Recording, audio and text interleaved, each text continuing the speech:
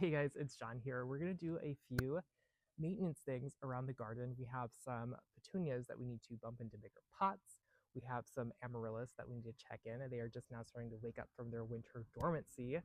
And we have some plants that we need to bump up. We really don't have a lot of pot space back here. They're all taken up by really pretty flowers. So we're going to bump up some gomphrena, some mahogany hibiscus, and maybe a few other things that we'll use at our clients' houses too. Typically, we don't do like our summer flips at our clients' houses until like April, like mid-April, just because a lot of the nurseries don't have like the summer loving flowers in until that time anyways. So we usually wait till then. So we have some things that just need to get out of their nursery cans. So we're going to bump them up into some 1-gallon containers and maybe a few other things. I'll show you guys what we have in mind. So we have some really pretty petunias. These are the Vista Jazzberry, but I know these two are getting kind of root bound. They're in 8-inch pots, and really these plants can get absolutely massive. So we're going to bump them up into a bigger pot, at least these two. These two are in the 8-inch. That one's in a 10-inch pot, I believe. So that one should be okay, but we're going to bump up these two. So it looks like we just have one pot available. So maybe we'll just pot up one for now, and then we'll go and wait to pot up the smaller one. I think this is the bigger one, so we're going to plant that one up right now.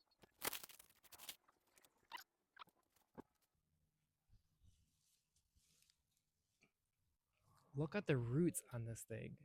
Isn't that crazy? I'm glad we're potting this up because they definitely need more room to branch out. We do have this big one, but I think it's going to be way too big. For the other plants, I think that's going to be better for something a little bit taller. So we'll wait till a pot frees up. I think there's a lot of ranunculus with that size pot. So once the ranunculus are done, we will switch them out. I keep getting distracted by these delphiniums, you guys. Ugh. They are so beautiful. They are so pretty. This is the Delphinium Guardian Blue with that really pretty plum wash to it. I'm obsessed. So we have some gomphrena. These two flats are gomphrena, and then a flat of dwarf zinnias. I'm going to plant these directly in terracotta pots, but I think for now I'm going to bump some of these up into some 1-gallon pots just so they get some size.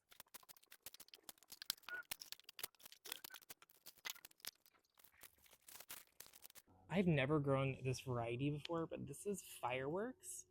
It's gomphrena Fireworks. So it's supposed to have this like pinky purple bloom with these like gold tips to it that resemble fireworks. So I think they're gonna be really pretty and really give us some height in our summer garden. So we're gonna bump a bunch of them up into these 1-gallon pots, and then I'll show you guys where we're gonna put them after that.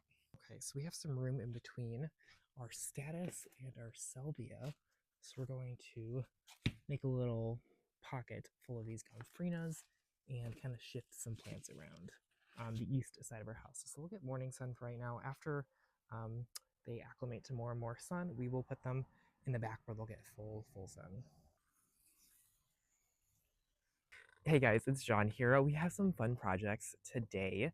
This morning we're gonna go do a project at a client's house. They have some really overgrown shrubs. I think they're hibiscus that we're going to be ripping out and planting some rose trees. He loves the rose trees, which is absolutely incredible.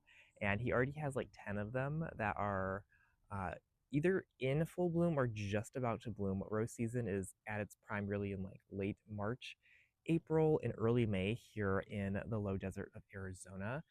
So we're going to do that. We're going to get all those shrubs removed. We might not have time to plant them today, but we'll see. And then we'll come back and plant up some dwarf cockscombs. Those will be on the stair step bench after the calibrachoa. So we're going to pot them up into the 6-inch pots and then kind of let them get bigger. So when they are blooming, the calibrachoa will kind of be done for the season. So we'll switch them out at that point and they'll be absolutely stunning. So we're going to go get ready and we're going to head over to our client's house. Okay, we're packing up the car. We have 8 roses here, just kind of like an assorted mix. We have some Ingrid Brigham, Cherry Parfait, Bimba Rio Samba, and then we have 2 Julia Child, and I think these are the same, California Dreamin'. Oh, Cherry Parfait, that's what we have. And we did get some pots, you guys, yesterday. I and so excited. We got 6 giant pots for the front of our house, and I'm so excited to put some beautiful flowers in here. Every season we're gonna put some gorgeous like trailing vincas and sweet potato vines, but I'll show you guys in another video what we're doing with that. Kyle is helping us today. Thank you, Kyle. And we're packing up the car. We have a lot of trimmers, and we have our irrigation box, and hopefully we didn't forget anything. These are the bushes we are removing. These are the hibiscus. I believe they're hibiscus. They just never performed that well here. And we have some dead here, and they don't really bloom too much. So we're gonna take these out. I think this is a hawthorn berry as well that we're gonna remove. So we're just gonna plant some rose trees here. We have some over here that look really good. Look at these. They're just about to burst into bloom. We hard pruned all of them back in January. And oh, look at these buds. So many buds. So many buds. And there's a ton more over here that we have. So I can't wait for these to bloom. I don't have tags or names for these, but they're all really gorgeous. This looks like an iceberg right here, this white one. Super pretty. And then we have some more cream ones down here. Not cream, but like orangey color. That one's super gorgeous. And we do have bricks here. He does have a dog, so we put bricks in here with some compost just to get kind of keep the dog out of the compost and fertilizer. So we're gonna do the same thing over there as well. So and we're gonna dig this one out. We're gonna replace this one. I think the rootstock took over on this particular variety, so we're gonna remove that, and then we're gonna plant 2 on the other side of the pool. So back over here, I think we're gonna put 2 right here, 1, 2, and then we're gonna put 3 over there. So 5 total are gonna fit in this space really well. And yeah, we're gonna do that. And then we're going to kind of look at the irrigation, and I'll show you guys what it looks like after we remove all these shrubs. We have all the shrubs cut down. We're working on soaking it. The ground was kind of dry. So we're working on soaking the ground a little bit so we can dig out these shrubs. We have 1 irrigation line in the middle where the shrubs are, but we want the trees on either side. So we're gonna find the irrigation line and feed into that. While Kyle's digging out those shrubs, I'm gonna show you guys, we have a really gorgeous Hong Kong orchid tree. Do you guys see that? So pretty, just a really pretty purple flower, and it's kind of at its peak right now. It loves to bloom in like March, April, into May. And look at these petals. I kind of think it's fun. They have some more rose trees back here. Absolutely gorgeous. We did prune them back again in January. Some of these aren't really getting enough sunlight, like this one back here. It's kind of tucked away. But these are going to be so beautiful. They just look so green and healthy. Absolutely gorgeous. So we have these 3 right here.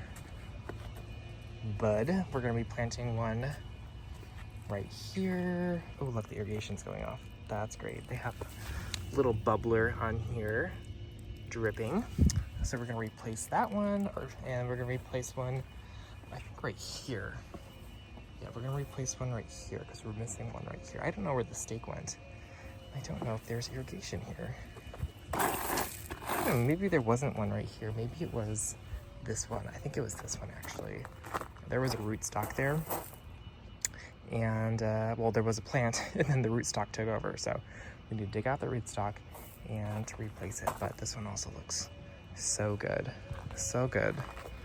They also have some really pretty pots right here. I love an urn and an asparagus fern. I think that's just a gorgeous combo.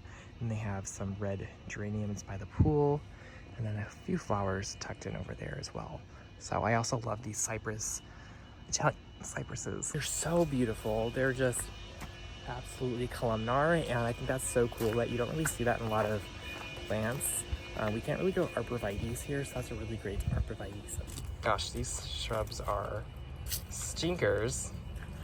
Their root systems are just so deep. We're back home from Home Depot.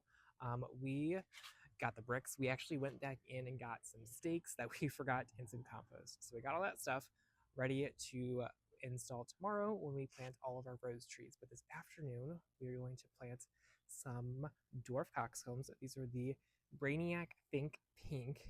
I grew the Brainiac Raven Red last fall, and it was so gorgeous. and I just wanted something a little bit more spring, but I loved the texture it brought to the garden. So I got the Think Pink, which is supposed to be like more of like a brighter pink. I also got the Mad Magenta. I think it's Mad Magenta, but that one's kind of more like a darker magenta tone color. So we're going to plant these up right now in the pots that will go on the stair step bench after the calibrachoas are finished. So usually the calibrachoas do really well here. Let me show you the calibrachoas right now. So these are the calibrachoas right now. Look how gorgeous they are. Oh my god, I love this palette that we picked out. The pastels. Oh my gosh, so pretty. Um, Absolutely stunning. This is like a mix it up. I need to get the name of this one, and I'll leave that down below for you guys. But it's absolutely gorgeous. This is like a really pretty lavender and that pink with that yellow throat. Absolutely stunning. So we have this bench with the calibrachoa and the celosia. This is the kimono gold celosia. Then we have more calibrachoas over here with the beautiful delphiniums, the dark blue delphiniums. And then obviously we have some pretty flowers in the garden and the more calibrachoas down here. We do have some kales tucked in here. So the calibrachoas look really good until it really is consistently in the triple digits. So we like to have these on the bench until roughly like the end of May, and then we'll switch them up for the dwarf lysianthus and the cockscombs that we're potting up. And these are the dwarf lysianthus. This is a Julietta blue. It's supposed to have these double blue flowers. We've grown these before, and they're actually really pretty. So I'm excited to see these in bloom again. Now, if I would have thought through it, like my whole design plan, back in, gosh, when did I order those seeds? Like December? I probably would have picked a pink lysianthus to go with the Think Pink, because the pink lysianthus is like kind of a very light pink, and the Think Pink is like it, the picture seems like it's more of like a darker pink, so I think those would go really well together. But I think the blue lysianthus and the pink cockscombs are going to be gorgeous regardless. But you know, just those little design things that you don't think about far in advance, but now we know for next year. Just depending, I might love the blue ones, but we'll see. So anyways, we're gonna pot up the Think Pink and I'll show you guys. You guys, these plugs are so pretty. When I grew this, I didn't think that the leaves were gonna be as gorgeous as the flower, but look at that. It looks like that flower is very light actually, now that I'm looking at it. So anyways, we're gonna plant 3 of them in a pot. I know that seems like kind of a lot, but I feel like they go to maturity quite fast. And when we grew these in the fall, we had 1 in some of the pots, but 3 really fills in the pot super quickly. And I feel like the heads just don't get nearly as big. They still get quite large in these pots, but we're going to put 3 in here just to really provide some nice statement in the container garden.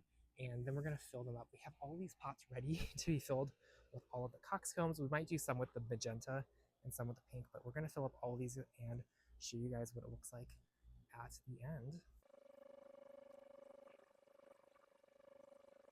Alrighty, you guys, here we have it. These are all of the Think Pink over here, and then we have the Mad Magenta over here. We have more pots that we need to pot up. We need to do that one. We missed that one. We do have more that we need to pot up with the Mad Magenta, but I thought I'd just do this for now. We do replace all of the white alyssum that are in the container garden with the dwarf coxcomb.